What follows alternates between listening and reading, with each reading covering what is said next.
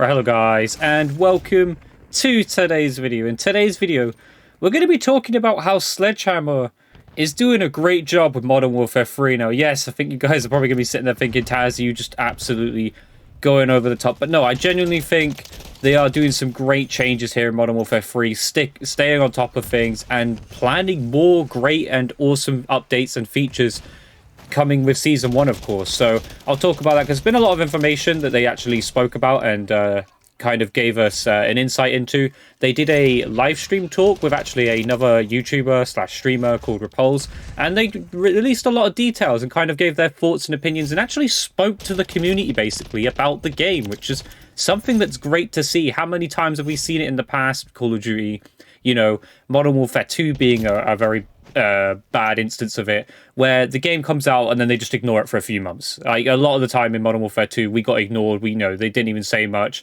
And even at one part, I do believe when Modern Warfare 2 released, they actually just went and had, you know, a holiday and a break, which is fine. I can totally understand that. You know, after making a game such as, like, for instance, Modern Warfare 3, there's a lot that goes into this. You know, a lot of crunch time and stuff. And, you know, these people deserve, you know, breaks and stuff for the holidays, of course. However, Sledgehammer is staying on top of it. They've continued, and I'm hoping that they're going to take breaks themselves, because they absolutely deserve it with the game they've released.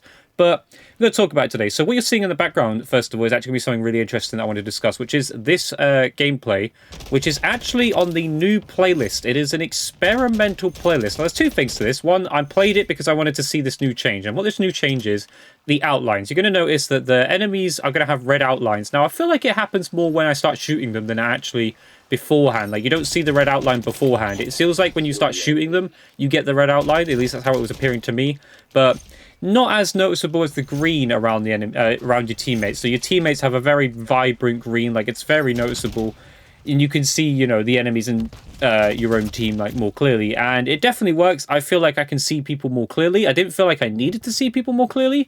But this is a change that I would welcome, and I hope they kind of stick with it. Of course, it's an experimental playlist, so it might come to the game, it might not come to the game. It's gonna be based off of a review. Now, I don't know how this review works. Like, I don't know if they feel like they're gonna know by gameplay changes, because it's not exactly something that pops up that says, "Hey, did you enjoy this game because of, you know, the new changes and stuff?" I don't know how that's gonna be based off. I don't know if there's gonna be like a community vote on Twitter or something.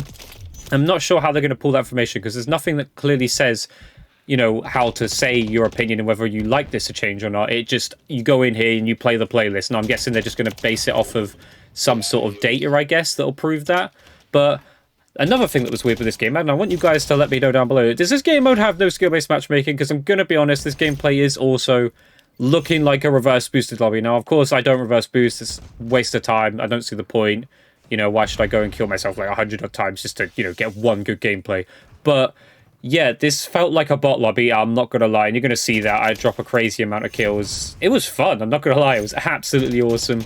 But yeah, and I'm using this burst assault rifle, which is absolutely insane, which could also be in line for a weapon buff or nerf, because that is something that Sledgehammer spoke about on the stream.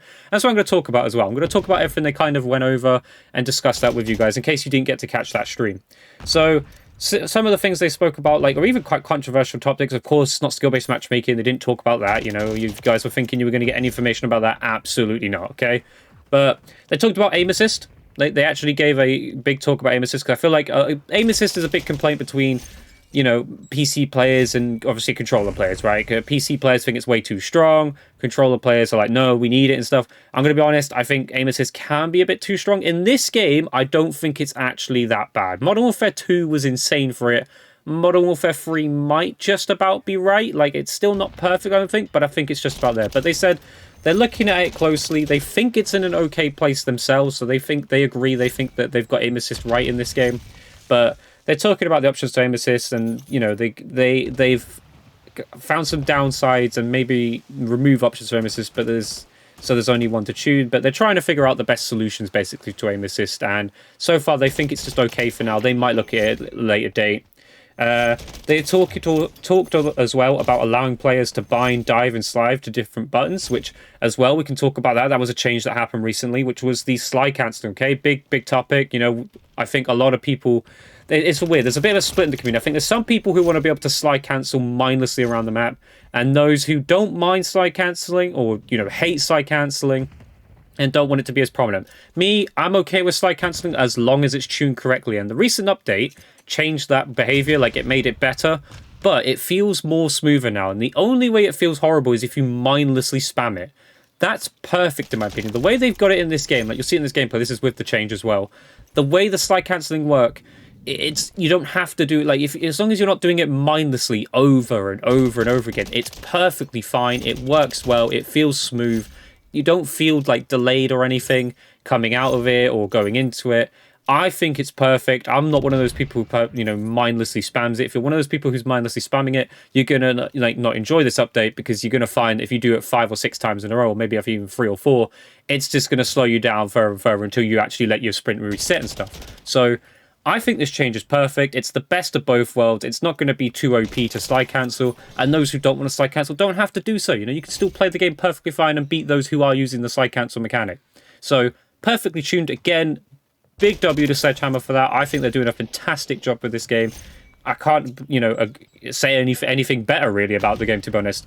But yeah, they said about their experimental playlist as well. They did say that it's just to test out ideas and see different things, which I think is fantastic.